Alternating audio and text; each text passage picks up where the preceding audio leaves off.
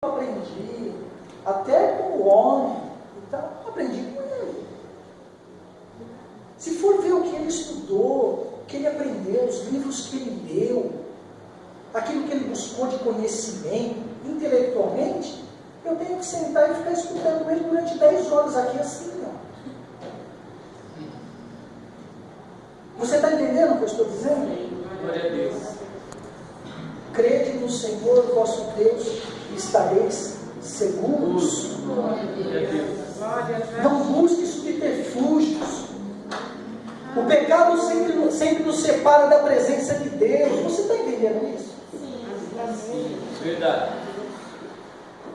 Você pedir perdão hoje, Deus te perdoa. Amanhã você comete a mesma coisa, você pede perdão, Deus te perdoa. E depois da manhã a mesma coisa, Deus te perdoa, Deus te perdoa. A palavra de Deus diz que as misericórdias dele se renovam a cada manhã. Glória a Deus. Esse é o motivo pelo qual nós não somos consumidos. Verdade. Agora, pera um pouco. Será que eu quero viver só de livramento, só de misericórdia? Será que eu não prefiro agradar a Deus e viver aquilo que Ele tem preparado para mim? Glória a Deus. Será que eu não preciso transformar a minha forma de enxergar as coisas? Será que eu não preciso muitas vezes, Senhor, olha, meu diploma, meu estudo, tudo aquilo que eu aprendi, diante daquilo que o Senhor tem para a minha vida, isso não vale nada, Senhor, eu estou com meu coração aberto. Glória a Deus. Estou buscando algo de Ti. Cego por 3 dias. Saulo estava tão deprimido que a palavra diz que ele não comia e não bebia nada.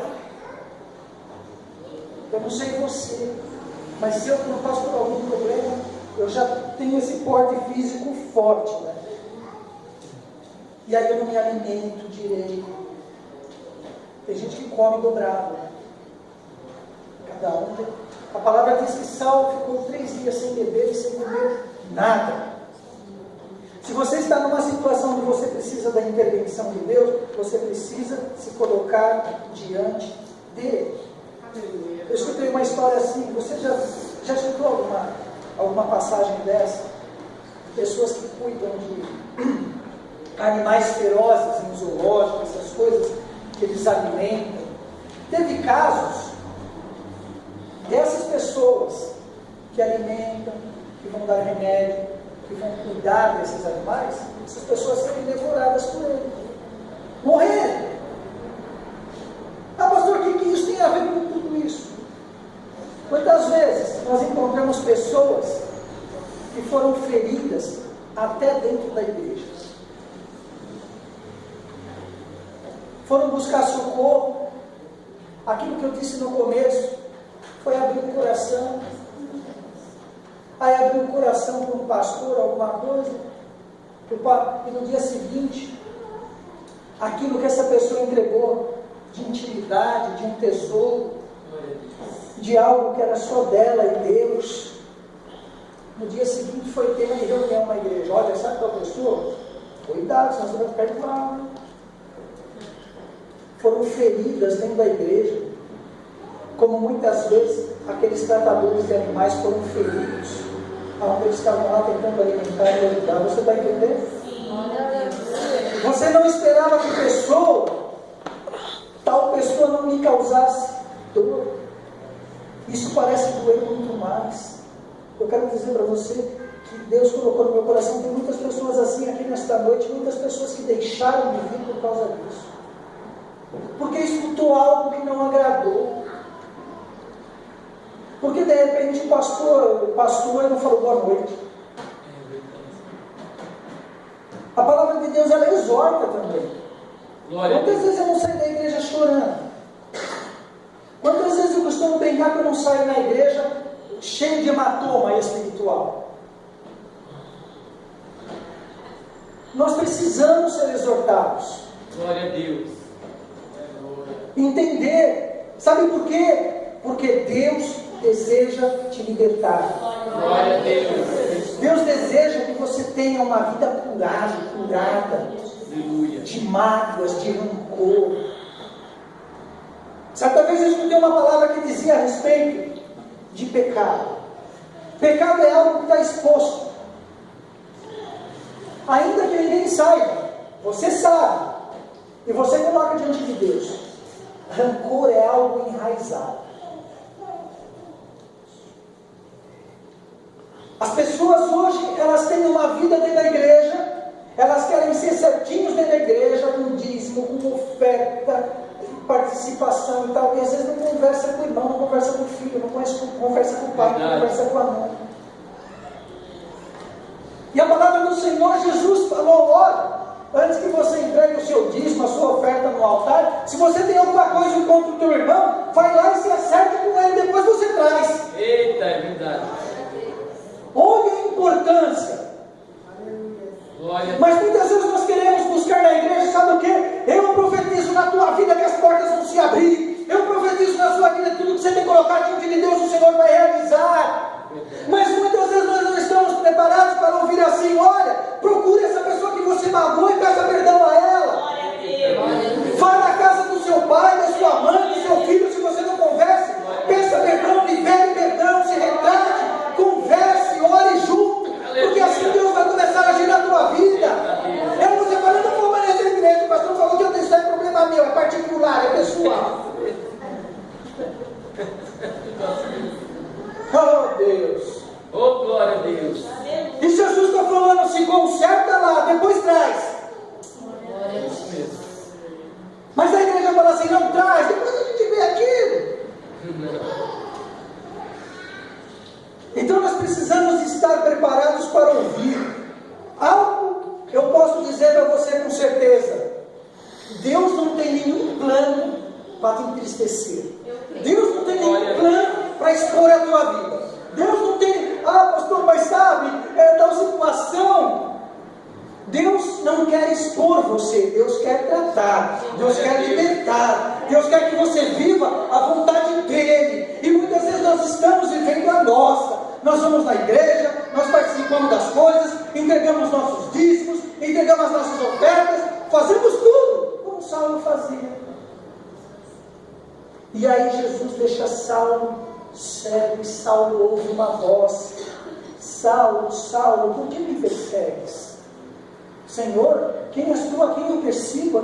Eu sou Jesus a quem você persegue.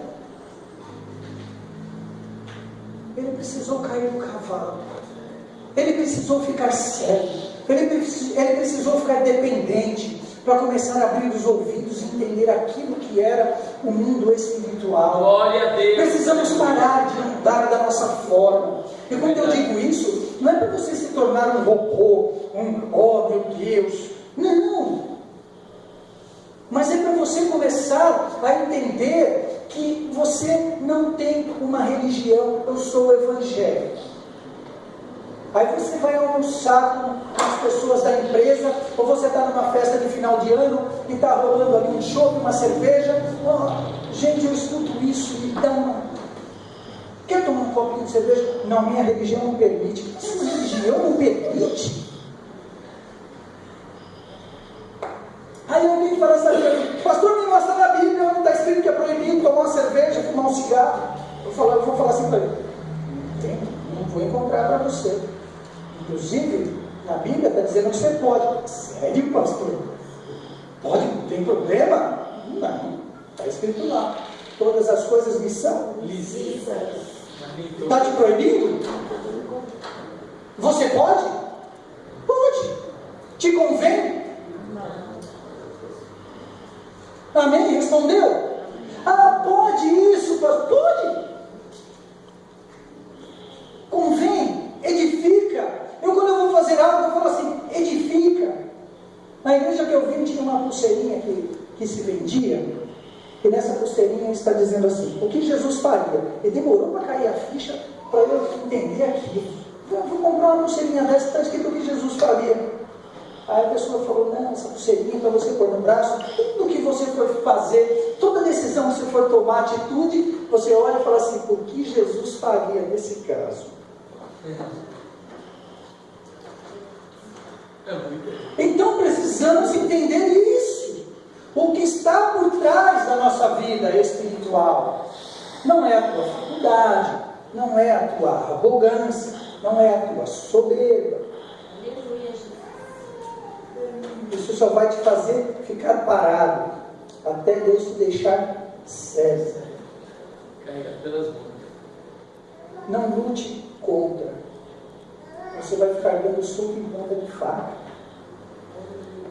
Amém? Amém. As nossas ações falam mais alto que palavras. Ações. Quantas vezes você lê a Bíblia por semana? Ô pastor, não faça essa pergunta não. Vamos falar sobre isso. Quantas vezes você tem orado por semana?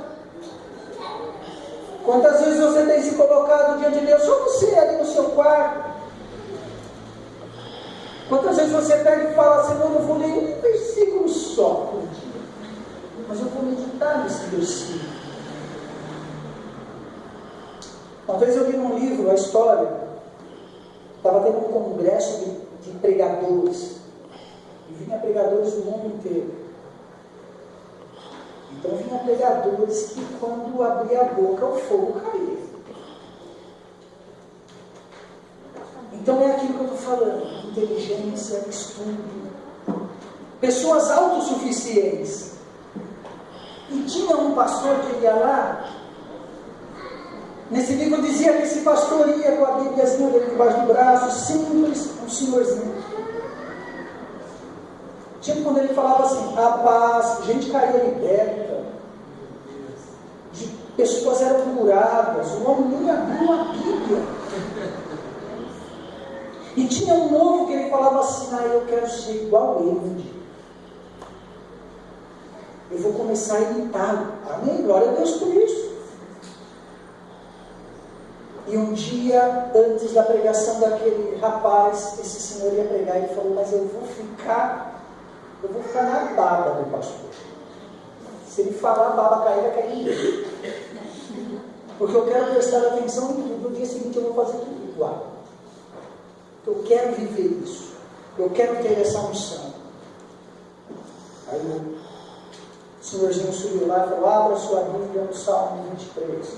Como é que começa lá o Salmo 23? O Senhor é meu pastor. Ele não terminou de ler o Salmo, as pessoas estavam dando glória a Deus, sendo batizadas no Espírito Santo, pessoas libertas, pessoas curadas. E esse rapaz sentado falou, enfim, acabou o culto, tremendo, pessoas entregaram a vida para Jesus, e amém, e glória a Deus. No dia seguinte era ele. Aí ele foi lá. O que ele mandou o pessoal abrir? Salmo 23. E leu, e pregou, e gritou, e sapateou. Sabe o que aconteceu? Nada. Aí ele foi conversar com esse pastor. Falou, me explica, pastor, isso. Aí de repente você pode falar, o pastor ministrou a vida dele para ele ser mais santo, se santificar. Não, o homem é um homem que coloca a vida no altar, estudioso na palavra. Aí o pastor, senhorzinho, falou assim para ele, qual a palavra que você leu? Ele falou, li Salmo 23, igualzinho a sua. Ele falou, mas eu sei qual é a diferença. Você leu o Salmo do Senhor. Então, pastor, igual o Senhor. Ele falou, não, você leu o Salmo do Senhor. E o Senhor leu o quê? Ele falou, eu li o Senhor do Salmo. Amém?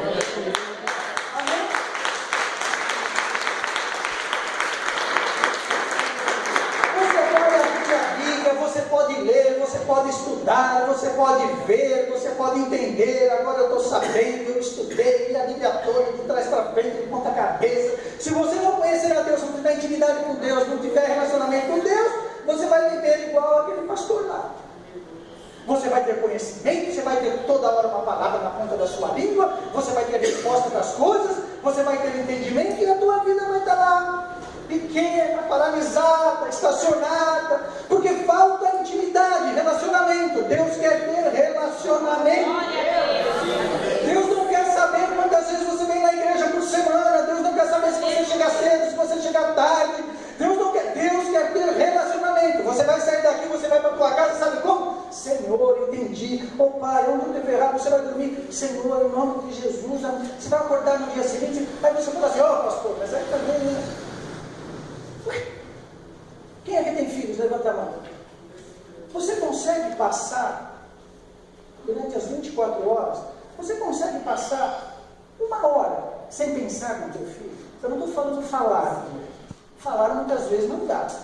Você consegue tirar o teu filho da cabeça? Não. Mas você fala com o teu filho, você liga para ele toda hora? Muitas vezes não pode. O seu trabalho te impede. Mas você tira ele da cabeça? Não. É isso que eu estou querendo dizer. Porque de repente eu estou falando aqui, e você falou, pastor, eu trabalho, pastor, eu estou lá na minha sala, meu chefe fica de frente. Você quer o quê? Meu chefe está lá, o senhor dá licença um minutinho que eu preciso ajoelhar? Não. Mas é a tua ligação. Precisa ser online, WhatsApp. Entendeu? Hoje você tem isso com todo mundo, quem não pode ter com Deus? Você precisa estar conectado, estar ligado nas coisas que Deus tem te falado, que Deus tem te mostrado, que Deus tem te orientado. E muitas vezes a pessoa está enterrada em livros, estudos e Bíblia e não estão conectadas com o Senhor. Leia a Bíblia e não conhece o Senhor da Bíblia. Lê os milagres, não conhece o Senhor dos milagres. Lê as curas e não conhece o Senhor das curas. E falam assim, eu tenho Bíblia. Fui ministrar uma pessoa essa semana que está numa situação difícil e tal, que vai em alguns lugares que não vem ao caso. E eu falei, mas olha, vai escutar uma palavra. Não, eu tenho a Bíblia em casa. Eu falei, não estou falando de Bíblia. Estou falando de Deus. Eu estou falando de Deus. Só Jesus liberta.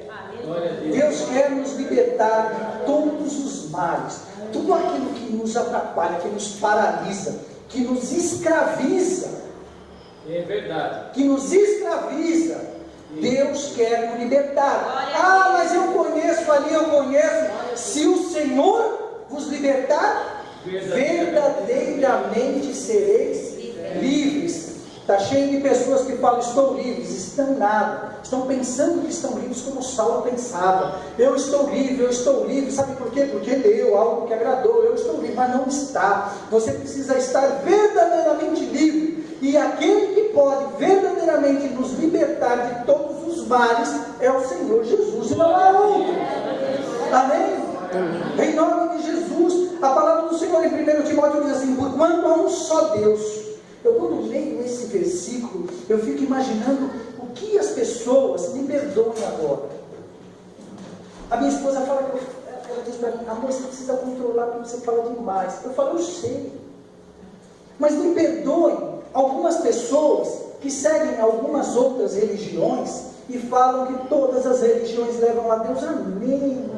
Amém. Deus é misericordioso. E Deus vai alcançar e tem um plano na vida dessas pessoas. Mas aí eu falo assim, Senhor, e o que eu faço com essa palavra que está lá em 1 Timóteo, que diz assim, porquanto há um só Deus, e um só mediador entre Deus e os homens, Cristo Jesus, homem no qual a si mesmo se deu em resgate por todos. O que eu faço com essa palavra?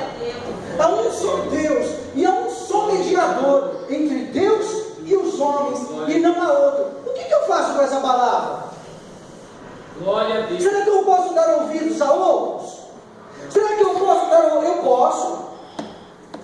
Mas será que esses outros têm algum poder de me libertar ou de me resgatar de alguma situação?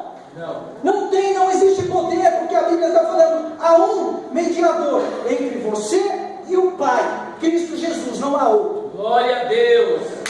Amém.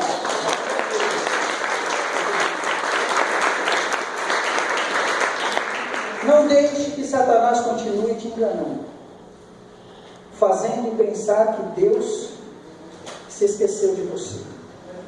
Atos 3,19. A gente já vai encerrar. Aleluia. Atos 3,19 diz assim: arrependei-vos, pois, e